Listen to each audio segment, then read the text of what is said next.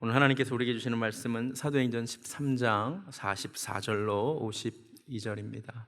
44절 말씀을 다시 읽도록 하겠습니다. 그 다음 안식일에는 온 시민이 거의 다 하나님의 말씀을 듣고자 하여 모였다라고 되어 있습니다. 여러분 혹시 지난주 말씀이 기억나십니까? 42절을 한번 보시겠습니까? 그들이 나갈새 사람들이 청하되 다음 안식일에도 이 말씀을 해달라고 이렇게 부탁을 합니다. 자, 상상력을 발휘해 보겠습니다.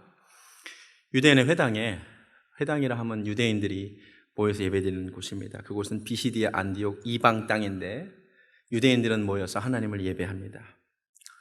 그런데 그곳에 유대인들만이 아니라 하나님을 경외하게 된, 하나님을 두려워하는 자들도 몇 모여서 예배를 드렸던 거죠. 근데 그곳에서 바울과 바나바가 하나님의 말씀을 전할 때 그것이 은혜가 되고 감동이 되었나 봅니다. 그래서 바울에게 뭐라고 부탁하죠? 다음 안식일에 한 번만 더 와달라고. 다음 안식일에도 똑같이 설교해달라고. 그리고 나서 일주일이 흘렀습니다. 오늘 말씀을 보니까 어떻게 되었느냐? 온 시민이 거의 다 하나님의 말씀을 듣고자 하여 모였답니다. 그럼 일주일 동안 무슨 일이 있었던 것입니까? 설교를 듣고 은혜 받은 자들, 특별히 유대인들은 이미 모여있을 테니까 유대인이 아닌 하나님을 알게 된, 하나님을 두려워하는 자들이 이 말씀이 너무 좋아서 이 말씀을 내가 사랑하는 내 가족들에게도 전하고 싶어서 다음 주에 같이 유대인 회당에 좀 가보자. 친구들에게도 말하면 우리 다음 주에 꼭 한 번만 유대인의 회당에 가서 바울과 바나바라는 사람의 설교를 한번 들어보자 라는 전파의 시간, 초청의 시간이 아니었을까요? 얼마나 열심히 전했으면, 일주일이라는 시간 동안 얼마나 흥분해서, 얼마나 간절하게 꼭 와봐야 돼, 꼭 와서 들어봐야 돼, 얼마나 그렇게 열심히 전했다면 온 시민이 거의 다 유대인의 회당에 모였겠습니까? 이 일주일은 초청의 일주일, 말씀을 소개하는 일주일이었습니다. 여러분의 일주일은 어떠셨습니까? 지난주 우린 이곳에 와서 예배를 드렸고 일주일이 지난 오늘 다시 와서 예배를 드리고 있습니다. 여러분의 일주일 동안 이 비시디 안디옥의 사람들처럼 힘을 다해 말씀을 전한 시간은 있으셨습니까? 전도 어렵습니다. 예수님을 믿으라고 못해도 오늘 본문에 나오듯이 우리 한번 가보자고 초청할 수는 있지 않습니까? 우리에게 두려움이 있죠. 전도에 대한 두려움. 오늘 사도행전 말씀을 보니까 어쩌면 우리가 생각하는 것보다 더 세상은 하나님의 말씀을 기다리고 있는지도 모릅니다. 오늘 말씀이 우리에게 도전이 되기 원합니다. 몇 말씀을, 우리가 이미 알고 있는 말씀을 소개합니다. 이 말씀 앞에 잠깐 머무르면 좋겠습니다. 로마서 10장 말씀입니다. 그런즉 그들이 믿지 아니하는 일을 어찌 부르리요? 듣지도 못하는 일을 어찌 믿으리요? 전파하는 자가 없이 어찌 들으리요? 전파하는 자가 없는데 어찌 듣겠습니까? 디모데후서 말씀에도 너는 말씀을 전파하라. 때를 얻든지 못 얻든지 항상 힘쓰라. 범사의 오래 참음과 가르침으로 경책하며 경계하며 권하라. 여러분, 우리는 누군가에게 말씀을 전파하고 있습니까? 권하고 있습니까? 이 말씀들이 우리에게 울림을 주기 원합니다. 본문으로 들어와서 45절을 보겠습니다. 유대인들이 그런데 그 무리를 보고 기쁘지가 않습니다. 수많은 사람들이 모였는데 기쁜 것이 아니라 시기가 가득하여 바울이 말한 것을, 바울의 설교를 반박하고 비방합니다. 틀린 것은 당연히 반박을 해야겠죠. 그런데 왜 반박을 넘어 비방까지 합니까? 오늘 성경은 그 이유를 이렇게 설명합니다. 시기 때문에 비방한다고. 바울의 메시지가 틀려서가 아니라 시기가 났기 때문에 반박하고 비방한답니다. 왜 시기가 가득합니까? 그동안 유대인의 회당에 이렇게 많은 사람들이 모인 적이 없었거든요. 본인들이 유대인 랍비가 강론할 때 한 번도 이렇게 많은 사람이, 특별히 이방인들이 온 적이 없습니다. 그런데 이번엔 너무나 많은 사람들이, 거의 비시디아 안디옥의 모든 시내의 사람들이 다 모였습니다. 시기가 났다라고 성경이 말합니다. 시기의 사전적 의미를 찾아봤더니 이렇게 되어 있습니다. 시기는 다른 사람이 잘 되는 것을 참을 수 없는 마음, 다른 사람이 누리는 것에 대해 분개하는 마음, 더 나아가 다른 사람의 일이 안 되기를 바라는 마음, 이게 시기랍니다. 이 시기라는 단어는 악의를 가지고 보다라는 라틴어 인비디아에서 유래했습니다. 이 단어가 영어 envy가 됐죠. 그러니까 시기는 문자적으로 눈으로 아주 나쁘게 보는 거죠. 제가 한 몇 달 전에 모차르트를 시기한 살리에르의 눈을 소개한 적이 있습니다. 혹시 기억나십니까? 바로 이 눈입니다. 이 눈. 이 눈. 자기가 힘들여 작곡한 곡을 한 번 듣고 쳐버리는 모차르트를 시기하는 저 눈. 그런데 계속해서 사전을 읽어보니까 시기는 보통 험담이나 쑥덕 공론으로 나타난다. 왜냐하면 내가 시기하는 그 사람의 명성을 더럽히고 싶기 때문이다. 이렇게 되어 있습니다. 내가 누구를 시기하면 그 사람을 비방하게 되고 쑥덕쑥덕 험담을 하게 됩니다. 오늘 본문도 그렇습니다. 시기가 나니까 바울의 설교를 반박하는 것을 넘어 비방하게 됩니다. 여러분, 앞으로 누가 어떤 사람에 대해서 막 비방하는 얘기를 듣잖아요. 아, 그 사람을 시기하는구나. 그러면 됩니다. 그 사람이 시기가 나니까 어떻게든 명성에 흠집을 내고 싶은 거죠. 그런데 성경에 따르면 시기는 죄입니다. 잠언 14장 30절에 시기는 뼈의 썩음이라 그랬죠. 시기하는 자에게 안 좋습니다. 성경을 보니까 시기한 그 사람이 다 망했습니다. 아벨을 시기한 가인이 망했죠. 다윗을 시기한 사울이 망했죠. 요셉을 시기한 형제들이 어려움을 겪었죠. 아까 소개한 모차르트를 시기한 살리에르는 미쳐버렸습니다. 오늘 본문도 보면 참 슬픕니다. 아니, 하나님을 예배하는 그 회당에 세상에 이방인들이 이렇게 많이 모였으면 기뻐할 수도 있겠는데 하나도 안 기쁘고 시기가 납니다. 그런데 슬프게도 오늘날에도 이런 모습은 계속됩니다. 오늘날 한 교회가 부흥한다는 소문이 들리면, 그 교회로 사람들이 몰린다는 이야기가 들리면 기뻐하는 것이 아니라 시기합니다. 그러면서 뭐가 따라오겠습니까? 시기하면 뭐가 따라온다고요? 비방이 따라옵니다. 우리 교회가 빠른 시간 안에 이렇게 부흥하니까 얼마나 많은 시기와 비방이 많은지도 모릅니다. 한 3주년 됐을 때 저희 교회가 이렇게 부흥한다는 기사가 저희 교단 신문에 난 적이 있습니다. 캐나다에서 목회하는 부목사로 있는 제 동기가 개척한 교회가 부흥한다니까 너무 좋았는지 눈치 없이 그 기사를 가지고 담임 목사님한테 가서 내 동기라고, 내 동기가 이렇게 개척했는데 이렇게 부흥한다 그랬더니 그 담임 목사님이 내가 그 교회 잘 아는데 옆에 큰 장로교회에서 사역하다가 100명 끌고 나와서 개척한 교회야 그랬대요. 그렇게 말하는데 기분이 나쁜 게 아니라 너무 불쌍한 거예요. 이 지역에서 가장 큰 장로교회란 연합장로교회를 말하겠죠. 저는 그 교회에서 사역한 적이 없습니다.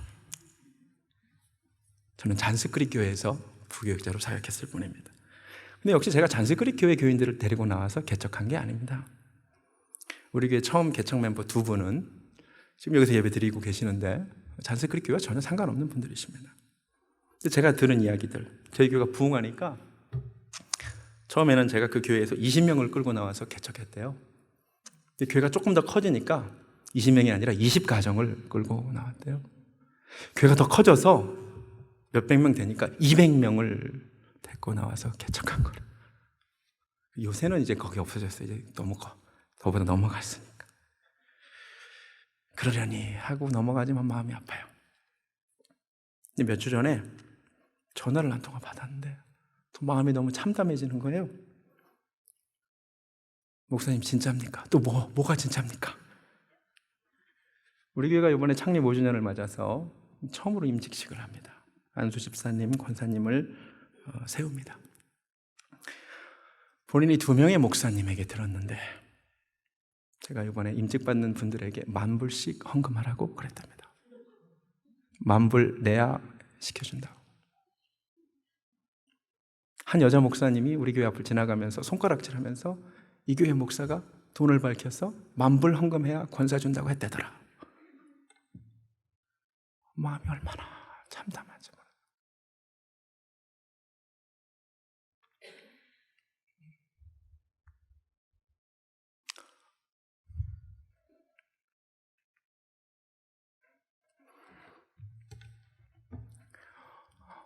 가슴이 아파요.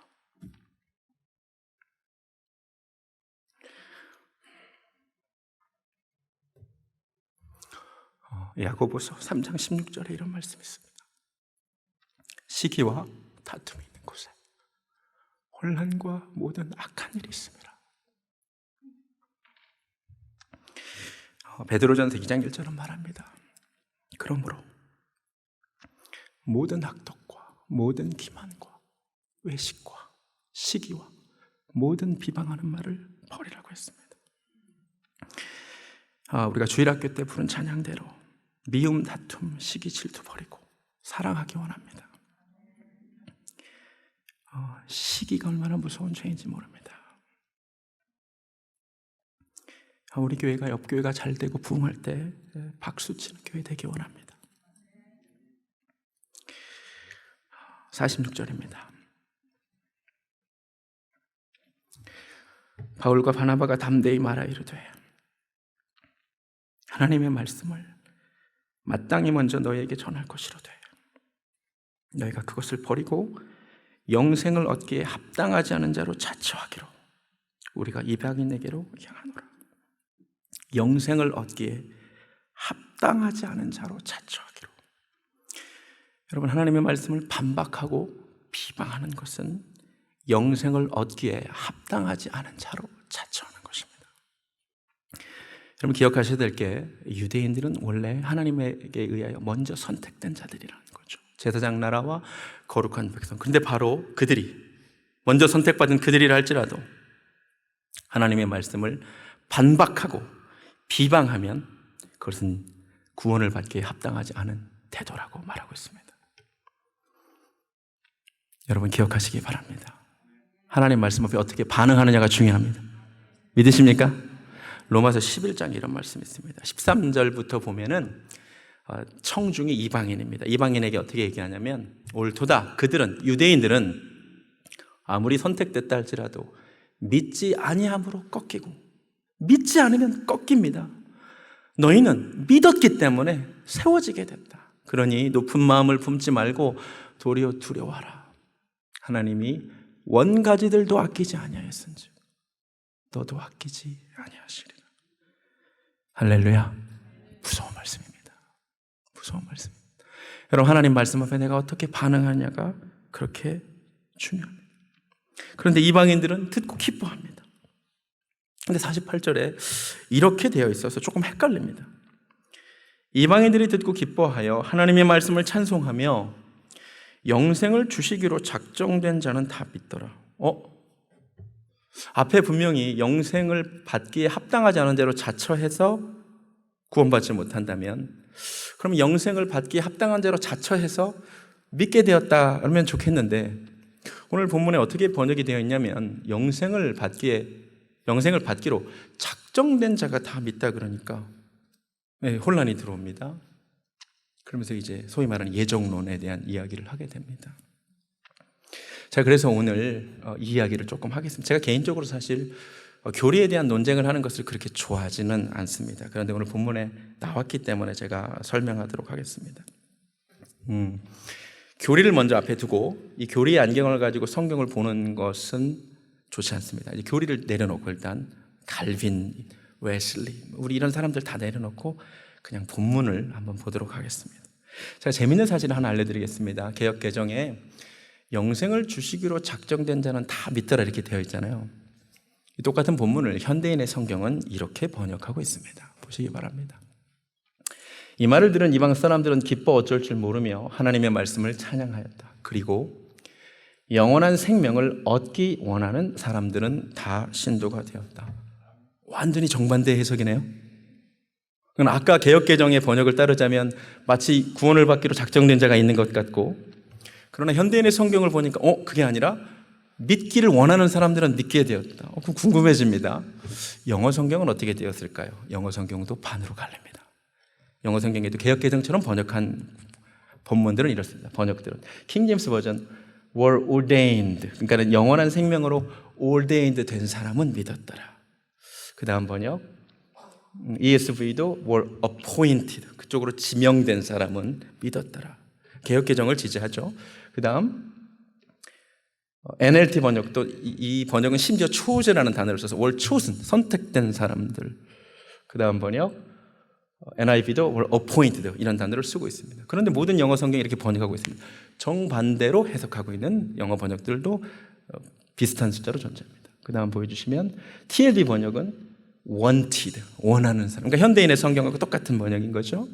그 다음 번역 NOG는 had been prepared, 그거를 위하여 준비된 자들이 믿었더라, 이렇게 번역을 하고 있네요. 그 다음 번역 NWTB의 World Translation Bible인데 World Rightly, 알맞게 자기를 dispose, 배열한 사람은, 자기 마음을 그렇게 알맞게 정한 사람이 믿게 되었다, 이렇게 번역하고 있죠. 하나만 더 보면 GW 번역도 had been prepared. 그러니까 똑같은 본문을 한글 성경도 반대로 해석하고 있고, 한쪽은 예정된 자가 있는 것처럼 한쪽은 그게 아니라 믿기를 원하는 자가, 영어 성경도 양쪽을 다 이야기하고 있다는 것을 우리가 알아야 됩니다. 그러면 왜 정반대의 해석이 존재할까요? 당연히 헬라어 원어가 두 가지로 해석이 가능하기 때문이겠죠. 헬라어 원어는 이렇게 되어 있습니다. 죄송합니다. 뭔 말인지 모르시겠죠? 다른 건 다 알 필요 없고, 제가 노란색으로 표시한 이 테타그메노이라는 이 한 단어 때문에 두 가지 번역이 존재하고 다 가능합니다. 이 테타그메노이라는 단어는 헬라어 타소라는 단어에서 왔습니다. 타소를 사전을 찾아보면 이렇게 되어 있습니다. 영어로 된 헬라어 사전인데, 타소의 원래 뜻은 put in order, 정렬하다는 뜻입니다. 그리고 군사 용어라서 station, 병사를 배열하다, 배치하다, place in a certain, 어떤 순서대로 놓다, 혹은 appoint, 지시하다, 지명하다라고 되어 있습니다. 근데 문제는 이 테타그메노이의 수동태형과 중간태형이 둘 다 똑같이 테타그메노이라는 데 있습니다. 헬라어는 우리 영어나 한국어와 달리 수동태, 능동태만 있는 것이 아니라 중간태가 있습니다. 능동태는 내가 한 게 능동태죠. 수동태는 다른 사람이 한 게 내가 받는 게 수동태죠. 중간태는 내가 한 일의 결과가 나한테 돌아온 게 중간태입니다. 그러니까 영어로 제기대명사 생각하면 좋습니다. 그래서 이거를 수동태로 받아들이면 하나님에 의해서 내가 그렇게 작정된, 하나님에 의해서 배열된, 이런 해석이 가능하고요. 이걸 중간태로 해석하면 자기가 그 영생을 향하여 작정한, 자기가 영생을 향하여 준비한 자, 그게 나아가서 영생을 원하는 자는 믿기로 되었다. 이 두 가지 해석이 다 가능한 거예요. 여기까지 잘 따라오고 계십니까? 사실 그 히브리어랑 헬라어 자체가 이렇게 정반대 해석이 가능한 것들이 몇 개가 있습니다. 이건 이제 번역의 문제인데요. 한 가지만 더 말씀드리면, 왜 구약 창세기 29장에도 보면 야곱의 아내였던 레아와 라헬 이야기가 나온 거 있잖아요. 근데 우리 개역개정이 어떻게 번역하고 있냐면, 레아는 시력이 약하고 라헬은 예뻤다, 이거 아세요?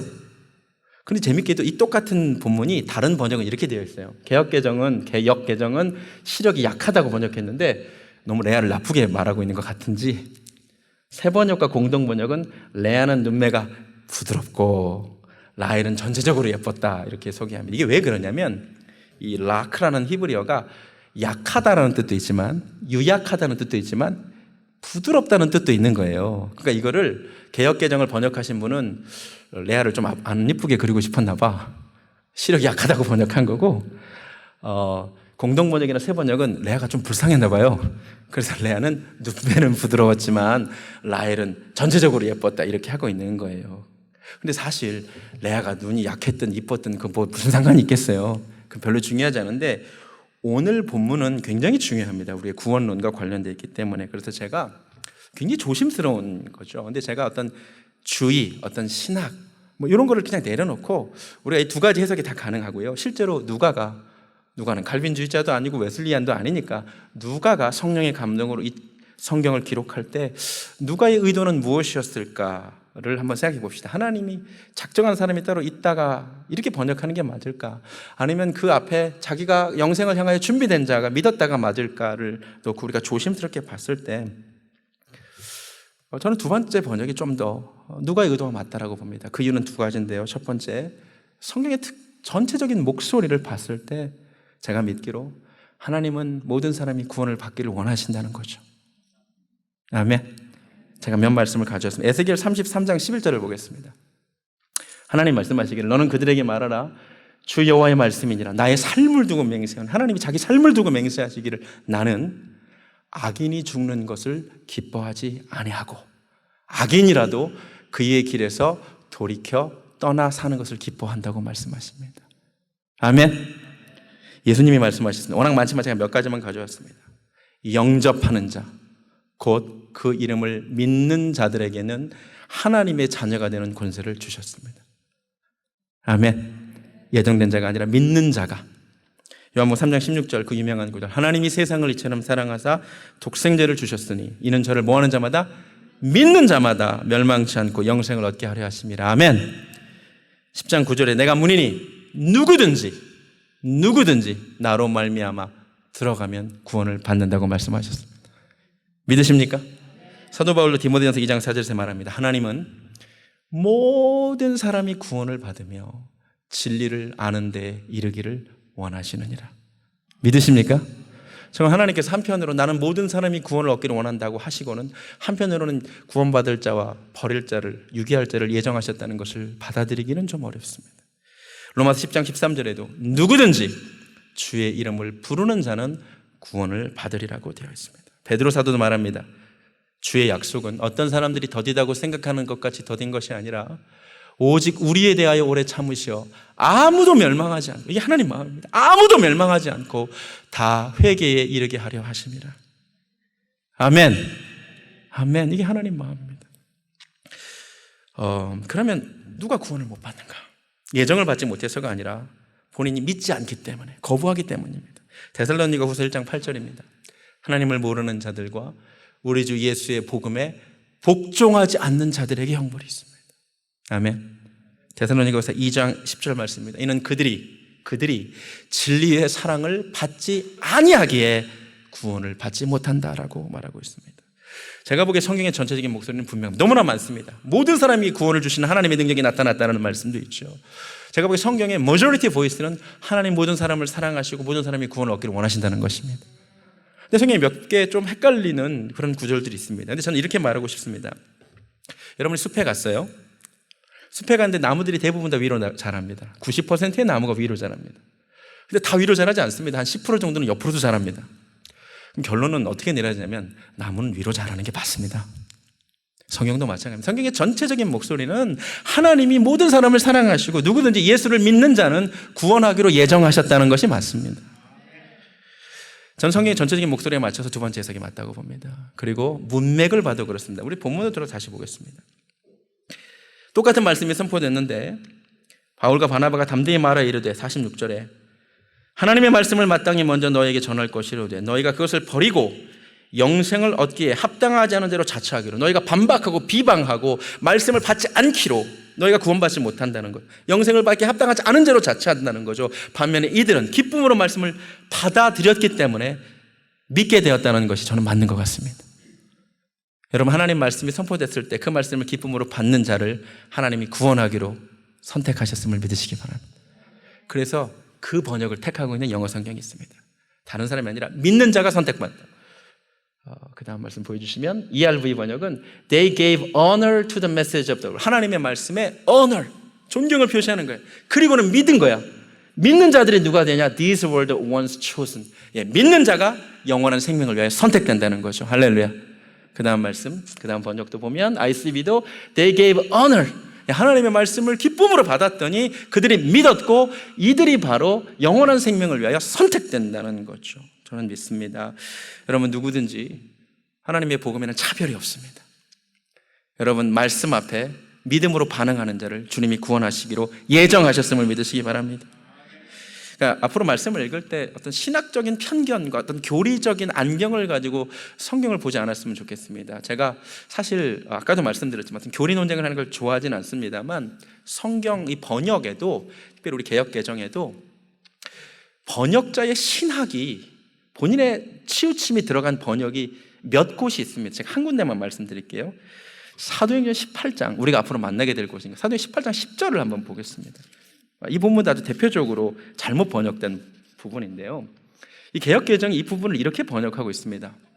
사도 바울에게 뭐라고 말했냐면 내가 너와 함께 있음에 어떤 사람도 너를 대적하여 해롭게 할 자가 없을 것이니 이는 이 성 중에 내 백성이 많음이라. 이렇게 보니까 이 말씀만 읽으면 정말 이 성 중에 하나님의 백성이 따로 있구나, 그렇게 느껴지죠. 내 백성이 많다. 근데 내 백성이 아닌 사람도 있는 거잖아요. 그렇게 들리죠. 여러분이 개역개정만 읽으면 그런가 보다.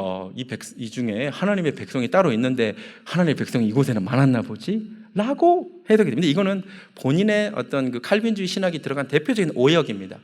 영어 성경 보여드리면, 영어 성경 그 어디에도 내 백성이라는 말이 없습니다. 영어 성경 보여드리면 다 I have many people. 그냥 이 도시에 뭐가 많아요? 사람이 많음이라요. king 제임스 버전. 그 다음 NIV I have many people. 여러분 성경을 통해 충분히 확인할 수 있습니다. 그 다음 RS I have many people. 그 다음 I have much people. 그 다음 I have many people. 또 있나요? 그 다음 I have many people. 또 있나요? I have many people. 아마 대부분의 또 있나 본데요. 네. 그만 가도 될 것 같습니다. 아까 나왔던 겁니다. 한글 성경이 번역 잘못한 겁니다. 영어 성경은 그냥 많은 사람이라고 되어 있습니다. 그리고 헬라어 원어에도 어떻게 되어 있는지 제가 오늘 헬라어 자꾸 보여줘서 죄송합니다. 이것만 아시면 됩니다. 우리 이득재 전사님이 신약 성경 전공해서 헬라어 잘해요. 나중에 내 말이 맞나 틀리냐 확인해 보세요. 모이, 이게 툼입니다. 나에게 볼루스, 이게 많은 백성. 그러니까 하나님 보시기에 여긴 사람이 많다는 거예요. 그러니까 침묵하지 말고 말하라를 신학적인 본인의 편견을 가지고 번역을 잘못해놨습니다. 이거 빨리 수정돼야 됩니다. 여러분 잘 들으세요. 이 말이 어떤 말이냐면 요나서도 보시면 요나가 자기만 선택됐다고 생각하고 이방인들에게 안 가려고 그러잖아요. 근데 하나님 뭐라고 하세요? 야, 이 니느웨 성에 좌우를 분별하지 못하는 자가 10여만이고 가축도 이렇게 많은데 내가 어떻게 아끼지 않겠느냐. 이 많은 사람이 있는데 그거랑 똑같은 얘기예요. 이곳에 백성들이 많으니까 침묵하지 말고 전하라는 것을 내 백성, 원어에도 없는 것을 이렇게 집어넣어가지고 오역을 낳습니다. 교리의 안경을 끼고 성경을 대하니까 이런 잘못된 오해를 낳습니다. 잘못된 신학이 또 잘못된 신앙도 낳습니다. 제가 이제 몇 가지 말씀드렸죠. 교회가 음부의 권세가 이기지 못하리라. 이것도 음부의 권세가 아닙니다. 음부의 대문이 이기지 못하는 겁니다. 근데 이걸 음부의 권세로 해놓으니까 교회가 자꾸 수비하는 존재로 이해가 되는데 우리는 세상 권세, 세상 대문을 공격하는 자들로 부름받았음을 믿으시기 바랍니다. 제가 이번 주 새벽 기도 시간에도 말씀드렸지만 은사에 대해 설명하면서도 고린도서 12장에 하나님께서 은사를 주시면, 각 사람에게 은사를 주시면 유익하게 하려 함이라고 개역개정이 번역하고 있습니다. 이거 헬라어 원어에 그렇게 되어 있잖아요. 헬라어 원어에 분명히 공동의 유익을 위함이라고 되어 있습니다. 영어 성경에 다 보면 common good이라고 되어 있어요. 근데 우리 개역개정이 이 말을 빼먹고 유익하게 하려 하심이라 그러니까 우리가 은사를 다 어떻게 이해하냐면 내가 방언 은사를 받으면 나에게 유익해. 내가 뭐를 받으면 나에게 유익해. 그래서 내가 은사를 받으면 레벨업된 것으로 생각하십니다. 그렇지 않습니다. 원래 성경의 의도는 그게 아닙니다. 은사를 주시면 교회를 유익하게 하기 위함입니다. 아멘. 예, 교회를 섬김의 도구로 주신 거예요. 자랑할 것도 없어요. 오히려 부담스러운 거죠. 그 받은 은사를 가지고 교회를 섬겨야 되는 거죠. 오늘 본문으로 돌아오겠습니다. 이제 오늘 본문 다시 보겠습니다. 제가 조심스럽게 제가 보기에 누가의 원래 의도는 성령의 감동으로 기록할 때 그 말씀 앞에 반응이 중요하다는 겁니다. 하나님의 말씀 앞에 반박하고 비방하는 자는 구원받기에 합당하지 않은 대로 자처하는 것이고 그 말씀을 기쁨으로 받는 자는 구원받기에 합당한 자인 것 같습니다. 그럼 오늘 말씀을 듣는 나의 태도를 돌아보기 원합니다. 저와 여러분이 구원을 받기에 합당한 자로 자처하기 원합니다. 아멘.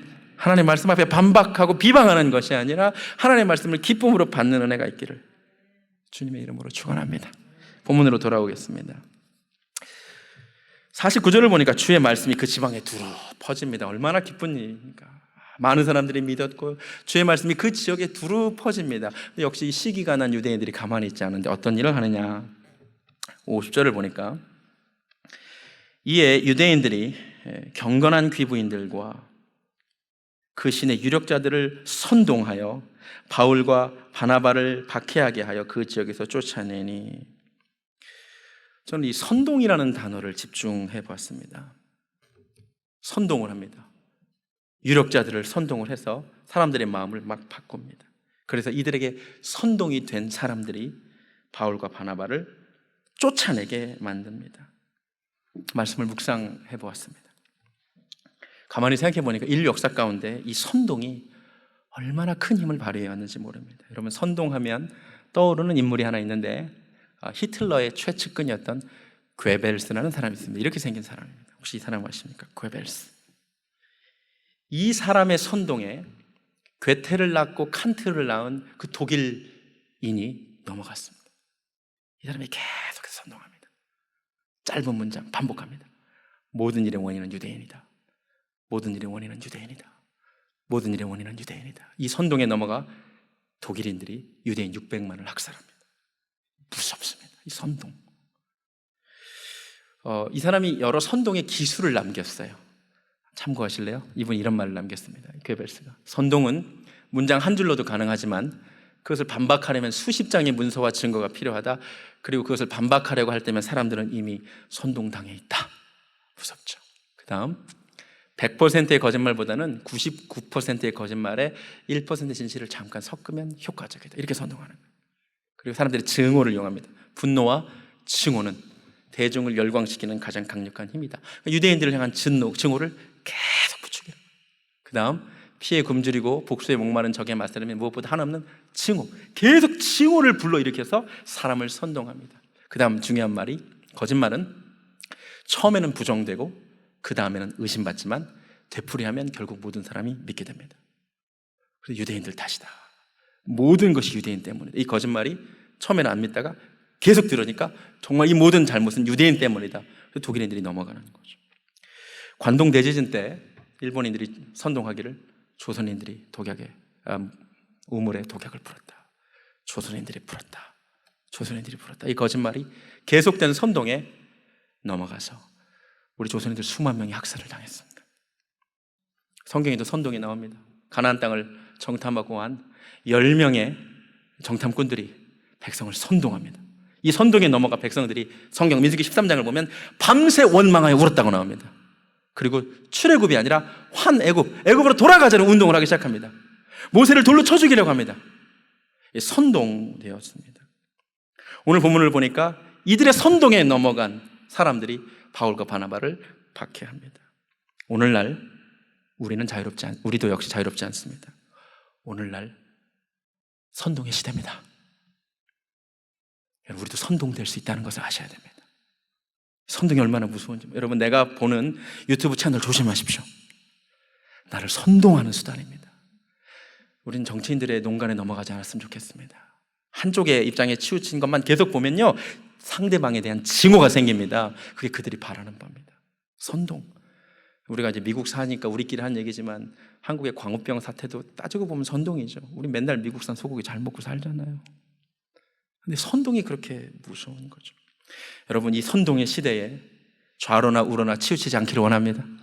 우리는 말씀에 붙들어야 돼. 선동당하지 마세요. 그 다음 굉장히 중요한 말씀, 저는 이 말씀이 참 여자분들이 꼭 은혜 받았으면 좋겠는데요. 선동의 순서가 있는데, 먼저 경건한 귀부인들이 선동되고, 이 귀부인들이 자기 남편, 유력한 지도층들을 선동하게 만들었다는 거죠. 여자에게는 남자를 움직이는 힘이 있습니다. 할렐루야. 여러분 잘 보세요. 집안에 아내가 남편을 움직이더라고요. 우리 집만 그런 것처럼 이러지 마세요. 여자들 잘 들으세요. 여자들이 원래 선동을 해요. 그러니까 집에서 여자분들 언어에 힘이 있거든, 힘이. 항상 좋은 얘기 하시고 믿음의 얘기 하셔야지. 남자들은 금방 넘어가요. 꼭 얘기하더라고. 아유, 집의 중요한 일들은 남자가 결정하지. 인생에 중요한 일이 몇 개 안 돼요. 그러니까 다 여자들 뜻대로 집안이 돌아가요. 오늘 말씀에 여자분들이 특별한 은혜를 받으시기를 주님의 이름으로 축원합니다. 여자분들의 말씀 위에 서 있기 바랍니다. 아멘. 세상을 움직이는 것이 남자 같지만 여자예요. 여자분들이 선한 영향력 발휘하시기 바랍니다. 마지막으로 52절을 보니까 제자들은 기쁨과 성령이 충만합니다. 같은 장소에 유대인들은 시기심으로 충만합니다. 선동에 넘어간 이들은 증오심으로 충만합니다. 그런데 바울과 바나바는 기쁨과 성령으로 충만합니다. 같은 장소에 있는데, 같은 시간에 있는데, 우리가 함께 한 장소에 모여서 예배드리고 있습니다. 이 중에 기쁨과 성령이 충만한 사람들이 있습니다. 그러나 동시에 함께 예배드리지만 돈 욕심으로 충만한 사람도 있습니다. 시기심으로 충만한 사람도 있습니다. 원망과 불평으로 충만한 사람도 있습니다. 열등감으로 충만한 사람도 있습니다. 게으름으로 충만한 사람도 있습니다. 아집으로 충만할 수도 있습니다. 그럼 오늘 점검하기 원합니다. 나는 무엇으로 충만한가? 믿음과 소망과 사랑이 충만하기 원합니다. 말씀이 충만하기 원합니다. 감사가 충만하기 원합니다. 기쁨이 충만하기 원합니다. 무엇보다 성령으로 충만하기 원합니다. 미가 선지자가 미가 3장 8절에 이렇게 말합니다. 오직 나는 여호와의 영으로 말미암아 능력과 정의와 용기로 충만해지기 원한다. 미가의 소원이 우리 소원 되기 원합니다. 성령 충만하기를 원합니다. 말씀 마칩니다. 크게 5가지 말씀드렸습니다. 첫 번째, 일주일간 BCD 안디옥에서 벌어진 일을 생각해 보았습니다. 안식일의 말씀을 듣고 그 다음 안식일에 오기까지 그들이 일주일간 무슨 일을 했을까를 생각해 보았습니다. 우리도 말씀의 전달자 되기 원합니다. 오늘 9월 13일 주일 하나님 앞에 나와 예배 드렸습니다. 우리는 9월 20일 어김없이 다시 예배 드릴 것입니다. 이 일주일이 전하는 시간이 되기를 원합니다. 유대인들이 시기가 가득하여 반박하고 비방했습니다. 시기를 버리기를 원합니다. 구원의 메시지 앞에 이를 반박하고 비방하는 자는 영생을 받기 합당하지 않은 자로 자처한 것이고, 이를 수용하고 기쁨으로 받아들인 자는 구원을 받습니다. 오늘 예수 믿는 은혜가 있기를 주님의 이름으로 축원합니다. 선동의 시기입니다. 선동의 시대를 우리가 살고 있습니다. 제발 정치인들에게 선동되지 마십시오. 우리는 말씀 위에 서 있기를 원하고 오직 여호와의 영으로 충만하기 원합니다. 찬양하겠습니다. 예수 믿으세요. 예수 믿으세요. 예수 믿으면 구원받습니다.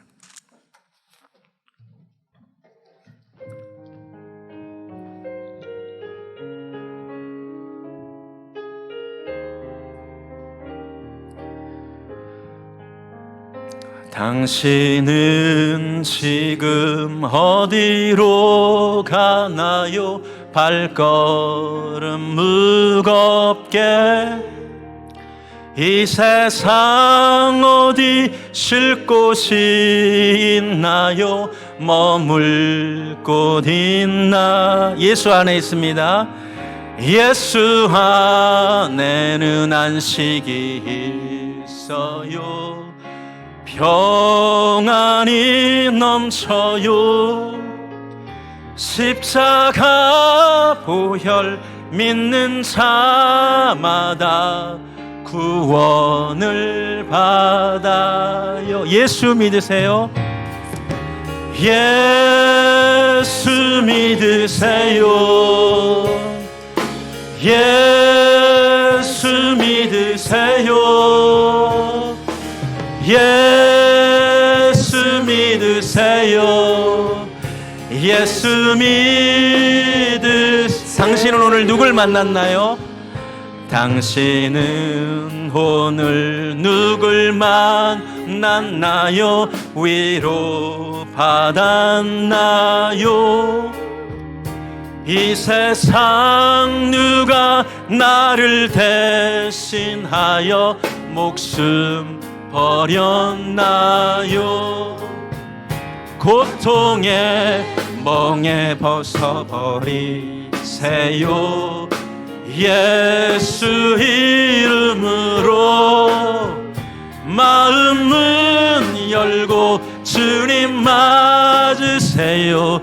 기쁨이 넘쳐. 예수 믿으세요. 예수 믿으세요. 예수 믿으세요. 예수 믿으세요. 예수 믿으세요. 주를 믿는 자, 주를 믿는 자 그는 행복해요. 영원한 생명 얻으니 하나님 나라 그의 것이라. 어서 예수 믿으세요. 예수 믿으세요. 예수 믿으세요. 예수 믿으세요. 예수 믿으세요. 예수 믿으세요. 예수 믿으세요.